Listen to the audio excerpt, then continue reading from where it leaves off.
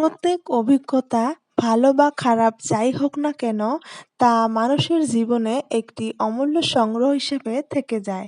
আসসালামু আলাইকুম everyone, welcome back to my channel. আমি মাখনিজ ডেইলি ব্লগ চ্যানেল থেকে আপনাদেরকে আরও একবার ওয়েলকাম করছি। কাছে এবং দূরে, দেশ এবং দেশের বাহিরে যে যেখান থেকেই আমার আজকের ভিডিওটি দেখা শুরু করেছেন, আশা করছি আল্লাহর অসীম রহমতে সবাই ভালো এবং সুস্থ আছেন। আলহামদুলিল্লাহ আমরাও ভালো আছি। তো আমি বারান্দাতে কিছু ইনডোর প্লান্ট করেছি। তো আমার ইনডোর প্লান্ট গুলাতে পানি দিচ্ছি। তো সেখান থেকেই আমি আজকের ভিডিওটি শুরু করেছি। তো যাই হোক, আমি ইনডোর প্লান্ট গুলা বাইরে থেকে সুন্দর করে একদম গুছিয়ে নিয়ে তারপরে কিন্তু আমি বারান্দাতে নিয়ে এসেছি। তবে আমি মাটি ভরিয়ে গাছ কেড়ে স্টোন গুলো সুন্দর করে দিয়ে তারপরে আমি নিয়ে এসেছি। তবে সেগুলো আর আপনাদের সঙ্গে শেয়ার করতে পারি নাই। তো যখনই সময় পেয়েছি তখনই আমি করে নিয়েছি। ক্যামেরাতে বন্দি করার মতো আমার সময় ছিল না। তো যাই হোক, আমি কিন্তু এখন সরাসরি চলে আসলাম কিচেন রুমে। তো আজকে সকালের নাস্তার জন্য এই তো রুটি বানাবো। আমি কিন্তু আটা দিয়ে রুটি বানাচ্ছি। আমরা বেশিরভাগ সময় চেষ্টা করি আটার রুটি খাওয়ার জন্য। ময়দা দিয়ে রুটি বা পরোটা যেটাই বানানো হোক না কেন বেশ ভালো লাগে। তবে ভালো লাগলে তো হবে না। ময়দাটা কিন্তু শরীরের জন্য খুবই ক্ষতিকর। আটা দিয়ে রুটি পরোটা খাওয়া চেষ্টা করাটা অনেক ভালো। তো যাই হোক, আমি কিন্তু এক এক করে রুটিগুলো সব বানিয়ে নিলাম। তো এখন আমি রুটিগুলা ভেজে নিব। তো যাই হোক, আজ আমি আপনাদের সাথে শেয়ার করব আমার কি হয়েছিল, আমি কেমন আছি এখন। তো আমার প্রিয় আপু ভাইয়ারা, আন্টি আঙ্কেলেরা অবশ্যই জানেন আমি এখন আলহামদুলিল্লাহ ভালো আছি। তো তারপরেও আপনাদের সাথে আমার সাথে ঘটে যাওয়া ঘটনাগুলো আজ শেয়ার করব, যাতে আমার সাথে ঘটে যাওয়া ঘটনাগুলো আর কারো সাথে না ঘটে। তো সেটার জন্যই আজ আপনাদের সাথে আমি বিস্তারিত সবকিছু আলোচনা করব। আশা করছি আমার আজকের ভিডিওটি আপনাদের থেকে অনেক উপকারে আসবে। তো ভিডিওর শুরুতে আমি একটা কথা বলে নিচ্ছি। আমার যদি কোনো বয়স্ক আঙ্কেল আন্টিরা আমার কোনো ভিডিও দেখে থাকেন, তবে আমার আজকের ভিডিওটি প্লিজ দেখবেন না। এখনই স্কিপ করে চলে যান। আমার আজকের ভিডিওটি হলো আমার আপুদের জন্যে এবং আমার যারা অল্প বয়সী আন্টিরা আছে তাদের জন্য। তারা যদি আমার ভিডিওটা দেখে তাদের নিশ্চয়ই উপকারে আসবে। তার জন্যে আরকি আমি কথাটা বললাম। অবশ্যই আমাকে ক্ষমা সুন্দর দৃষ্টিতে দেখবেন। তো যাই হোক, আজ আমি ভিডিও রিলেটেড কথা কতটুকু বলতে পারবো সেটাও আমি বলতে পারছি না। তো যাই হোক, আমার আজকের ভিডিওটির মেইন টপিক হলো সি সেকশনের পর একজন মায়ের যত্ন কেমন হওয়া উচিত, সেই বিষয় নিয়ে আমার অভিজ্ঞতা থেকে আজ আমি বিস্তারিত আলোচনা করব। কতটা গঠনমূলকভাবে আপনাদের সামনে তুলে ধরতে পারবো সেটাই আমি বলতে পারছি না। তো যারা সি সেকশন একবার করেছেন বা যারা করবেন বা যারা হয়তোবা একবার করেছেন আরও একবার করবেন, তাদের জন্যই আমার আজকের ভিডিওটি। তো অবশ্যই আপনাদের উপকারে আসবে। তো চলুন শুরু করা যাক আজকের মেইন টপিক। তবে আমার সাথে কি ঘটেছিল সেটাই আপনাদের সঙ্গে কিন্তু শেয়ার করব। তো যাই হোক, একদম শুরু থেকেই শেয়ার করি যাতে আপনারা পুরো ব্যাপারটা বিস্তারিত বুঝতে পারেন। তো আমার পুরো প্রেগন্যান্সি জার্নিটা মাশাআল্লাহ আমি অনেক ভালো ছিলাম। তখন কিন্তু আমার কোনো প্রবলেমই ছিল না। ১ মাস ২ মাস পর, পর আমি যখন চেকআপে গিয়েছিলাম, তো ডক্টর বাবু আমাকে বলেছিলেন, "তোমার সবকিছু ঠিক আছে এবং বেবি খুব সুন্দরভাবে গ্রো হচ্ছে।" তো নরমাল যেগুলা মেডিসিন আমি সেগুলোই খেয়েছিলাম। আর আমার দৈনন্দিন যেগুলা কাজকর্ম আজ আমার ভিডিওতে যা, যা দেখতে পারছেন অবশ্যই আমি এগুলা রেগুলার করতাম এবং এর থেকেও অনেক বেশি কাজ করতাম। উঠা বসা সবকিছুই করতাম। শুধু একটু মেইনটেইন করে উঠা বসা করতাম। তাছাড়া আমি কোনো কাজ করতেই আরকি অনীহা করি নাই। সেই সাথে আমার কোনো প্রবলেমও ছিল না। তো পুরো জার্নিটা আমার খুব সুন্দরভাবে গিয়েছে। তারপর যেদিন আমি হসপিটালে গেলাম, তো সেদিনও আমি সকালবেলা খুব সুন্দর করে রান্নাবান্না করে নিজের হাতে খাওয়া-দাওয়া করে আমি গিয়েছিলাম। তো যাওয়ার পর ডক্টর বাবু বলেছিলেন, তো একদম সময় হয়ে গিয়েছে কিন্তু নরমাল হওয়ার কোনো পজিশন নেই। তো যাই হোক আমার হাসব্যান্ড আগে থেকে ডিসিশন নিয়েছিলেন সে সি সেকশন করবে। তো যাই হোক তারপর সি সেকশন হয়ে গেল। হওয়ার পর মাশাআল্লাহ আমার বেবি সুস্থ ছিলেন, আমিও সুস্থ ছিলাম। কোনো অসুবিধাই ছিল না। তারপর আমাকে যখন বেডে দেওয়া হলো, বেডে দেওয়ার পর আরকি আমার প্রচণ্ড পেট ব্যথা হয়েছিল। আমি একদম সহ্য করতে পারছিলাম না। আমাকে ইনজেকশন দিয়েছিল কিন্তু আমি যেভাবে ডাক্তারবাবুকে বলেছিলাম, আমার মনে হয় সেইভাবে আমাকে কেয়ার নেওয়া হচ্ছিল না। তবে আমি এই কথাটা আমার পক্ষ থেকে বলি, অবশ্যই সি সেকশন করতে গেলে একটা ভালো আ নার্সিং হোম বা ভালো ডক্টরের ওখানে যাওয়া উচিত, যারা নাকি মায়ের যত্নটা খুব বেশি ভালো করে গুরুত্ব করে নিবে। এটাই হলো আমার সি সেকশনের ১ম আমার দিক থেকে সাজেশন। কারণ আমার সাথে অনেক কিছু ঘটে গিয়েছে। তারপর আমি চলে আসলাম বাসায়। আর একজন সি সেকশন করা মায়ের কতটা ভিতরের ময়লাগুলা বেরোতে হয় সেটা কিন্তু আমার একদমই হচ্ছিল না। তবে সেটা নিয়েই আমি টেনশনে ছিলাম যে কেন আমার এটা হচ্ছে না, কেন হচ্ছে না? তো যাই হোক এভাবেই কিন্তু আমার অনেকটা দিন পার হয়ে গিয়েছিল। যখন আমার হয়েছিল ২৭ দিন আমার মেয়ের বয়স, আমার কিন্তু শিলায় শুকিয়ে গিয়েছিল। আ আমি কিন্তু মোটামুটি ভালো হয়ে গিয়েছিলাম। তারপর একদিন কি হলো, আমার মেয়ের গায়ে আ অ্যালার্জির মতো ছোট, ছোট যে উঠে আরকি বাচ্চাদেরকে, সেগুলা প্রচণ্ড উঠেছিল। তো উঠার পর সবাই বলল যে এগুলা নাকি হোমিও ডাক্তারের ওখানে নিয়ে যেতে হয়। তো তারপর আরকি আ অ্যা হোমিও ডাক্তারের ওখানে নিয়ে যাওয়া হলো। আমি কিন্তু ভালোই ছিলাম। তো যাই হোক আমার ছোট ভাই গাড়ি দিয়ে আমাকে নিয়ে আমার আম্মাকে নিয়ে ডক্টরের ওখানে নিয়ে গেল। তো নিয়ে যাওয়ার পর একটুখানি জায়গা আরকি ২ মিনিটের একটু জায়গা, সেই জায়গাটাতে গাড়ি ঢোকে না। সেখানে আরকি ডক্টর বাবুর বাড়ি। তো টোটো দিয়ে গিয়েছিলাম। তো সেখান থেকে আসার পর সেই রাতটা যাওয়ার পর সকালবেলায় আমার মনে হয় পেটের ভিতরে যতটা ময়লা ছিল তার দ্বিগুণ হয়ে আমার ময়লাগুলো আমাকে একদম নাজেহাল অবস্থা করে দিল। তো সকালবেলা উঠে সবাই দৌড়াদৌড়ি করে আমাকে হসপিটালে নিয়ে যাওয়া হলো। তারপর হসপিটাল থেকে ডাক্তারবাবু কিছুটা মেডিসিন দিল আর সেই সাথে বলল যে, কিছু হবে না, এগুলো নরমাল ব্যাপার।" তো আমি আসলে হসপিটালের ব্যাপারে তেমন কিছু বলি না। তবে একটা কথাই বলি যে অবশ্যই সি সেকশন করতে গেলে মায়ের যত্ন এবং বেবির যত্ন খুব বেশি ভালো করে নিতে হয়। আ আমার পক্ষ থেকে এইটা বলি। কারণ আমার সাথে ঘটে যাওয়া ঘটনাগুলো মনে পড়লে আমার খুব কষ্ট লাগে।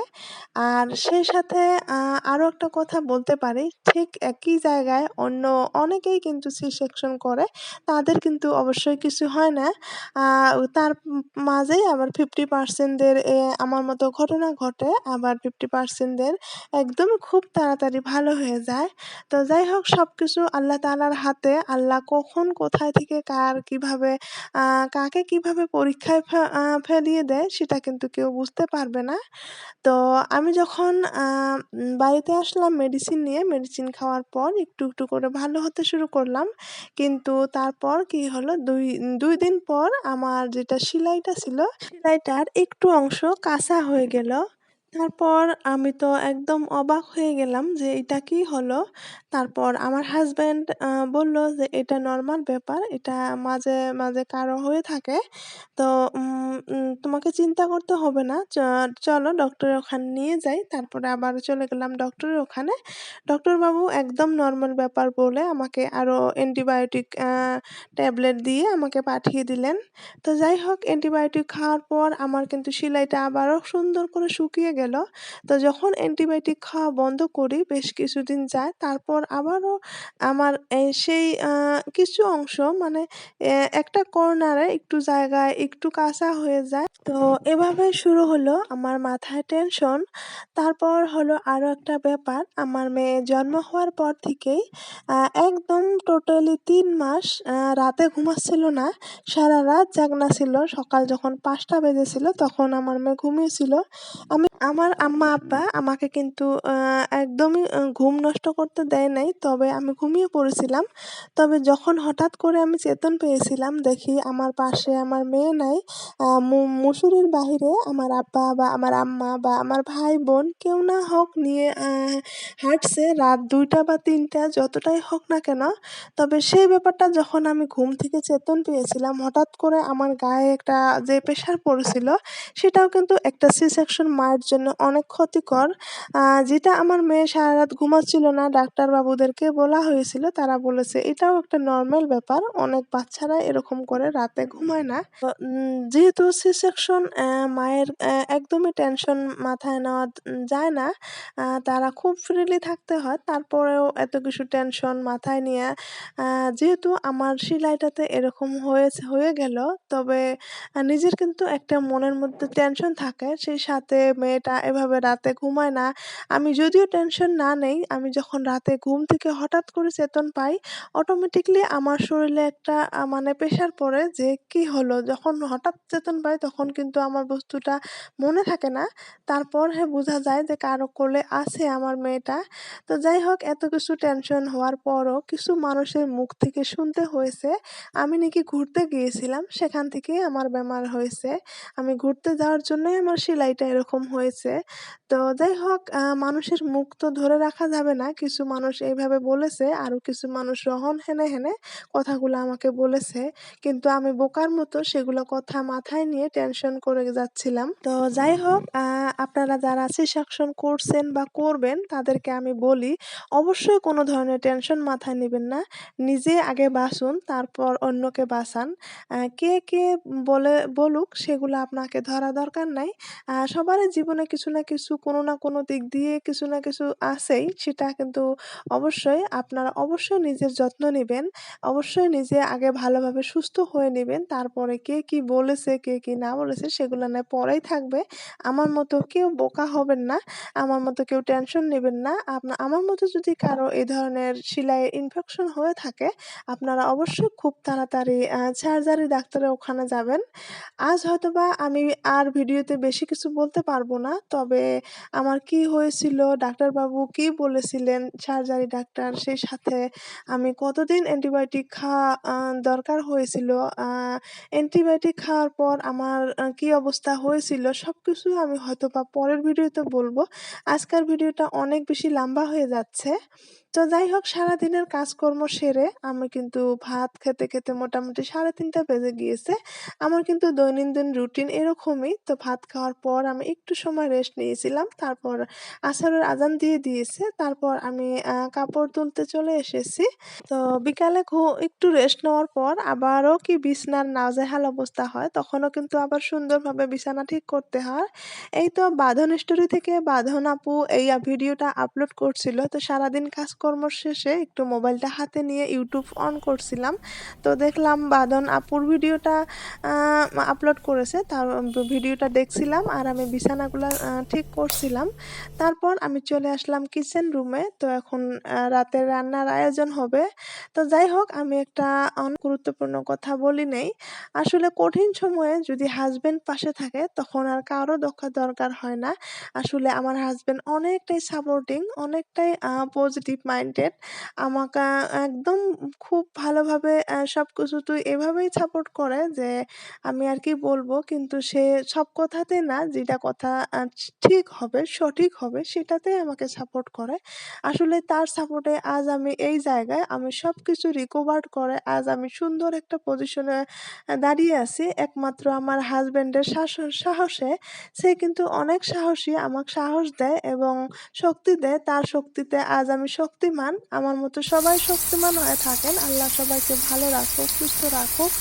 তো সে কিন্তু আমার প্রত্যেকটা খারাপ মুহূর্ততে আমাকে কিন্তু সাপোর্ট করেছে। আমাদের জন্য দোয়া করবেন। সবাই ভালো থাকবেন, সুস্থ থাকবেন। তো এখন আমি কিন্তু রাতে রান্নাবান্না করে নিচ্ছি। আসলে একটা মেয়ের জীবনে যদি তার হাসব্যান্ড থাকে তার সাপোর্টে, তার বাহিরে কিন্তু আর কারো দরকার হয় না। অন্য কোনো কিছু মাথায় নেওয়া দরকার হয় না। তো যাই হোক, আমি কিন্তু বিকালের জন্যে এগুলা নাস্তা তৈরি করে নিলাম, সেমাই বানিয়েছি। তারপর অফ ক্যামেরা রান্না করে নিলাম। এই তো মাছ দিয়ে পটল আলু রান্না করলাম, সেই সাথে কিছু মাছ ভাজি করে নিলাম। তো আজকে রাতের আমার এগুলাই রান্নাবান্না ছিল। তো আমার আজকের ভিডিওটি কেমন লাগলো অবশ্যই কিন্তু আমাকে জানাতে ভুলবেন না। তবে সি সেকশনের বিষয়ে আমার কাছে যদি আরো কিছু জানতে চান অবশ্যই আমাকে কমেন্ট বক্সে জানাবেন। আমার অভিজ্ঞতা থেকে আপনাদেরকে অবশ্যই আমি কিছু জানাবো। তো একটু মাংস আমার মেয়ের জন্যে রান্না করছিলাম। ইদানিং দেখা যাচ্ছে একটু মাংস পছন্দ করা হয়েছে। তাকে একটু মাংস আ রান্না করে দিচ্ছি। তো এখানে কিছুটা ডাল আনা হয়েছিল। এগুলা আর রিফিল করা হচ্ছিল না। তো এগুলোও রিফিল করে নিলাম। তো অনেক কিছুই বলে ফেললাম। তো হয়তোবা নেক্সট ভিডিওতে আরো কিছু আপনাদের জানার থাকলে, আপনাদের যদি প্রয়োজন মনে করেন আমাকে কিন্তু অবশ্যই কমেন্ট বক্সে জানাবেন। সি সেকশনের বিষয়ে আমার অবশ্যই অনেকটাই অভিজ্ঞতা হয়েছে। তো আমার পর আমার হাসব্যান্ডের এক বন্ধুর ওয়াইফের এরকম হয়েছিল। আমি যে খুব টেনশনে ছিলাম যে আমার মতো পজিশন যাতে না হয়, তার যাতে খুব তাড়াতাড়ি ভালো হয়। আমি সবসময় আমার হাসব্যান্ডকে জিজ্ঞাসা করছিলাম, এখন কেমন আছে, এখন কেমন আছে? তো আলহামদুলিল্লাহ আমার হাসব্যান্ডের মেডিসিন দিয়ে তার কিন্তু ভালো হয়ে গিয়েছে। আল্লাহ ভালো রাখুক, সুস্থ রাখুক। সেটাই সবসময় চাই। আমার মতো যাতে কারো না হয় পজিশন, আমার মতো বোকা কেউ হবেন না। অবশ্যই নিজের যত্ন নিবেন। সেই কঠিন সময়টাতে অবশ্যই কারো কথায় কান দিবেন না। নিজে কিভাবে সুস্থ হওয়া যায়, নিজে কিভাবে ভালো হওয়া যায় সেটাই চিন্তা করবেন। তো যাই হোক, আমার আজকের ভিডিওটি অনেক লম্বা হয়ে গিয়েছে। যারা ধৈর্য সহকারে ভিডিওটা দেখতে, দেখতে এই পর্যন্ত এসেছেন তাদেরকে জানাই অসংখ্য ধন্যবাদ। তবে এখনো আমার সেই মহামূল্যবান জিনিসটা এখনো বলি নাই। যদি আমার আজকের ভিডিওটি ভালো লেগে থাকে তো সেই ভালো লাগা থেকে প্লিজ একটা লাইক দিয়ে দিবেন। আর যদি আমার চ্যানেলে আজ নতুন হয়ে থাকেন আমাকে সাপোর্ট করে আমার চ্যানেলটা সাবস্ক্রাইব করে আমার পাশেই থাকার চেষ্টা করবেন। আর যদি ২ টা কাজই করেছেন আপনাকে জানাই অসংখ্য ধন্যবাদ। তো দেখা হবে নেক্সট ভিডিওতে। আল্লাহ হাফিজ। আসসালামু আলাইকুম।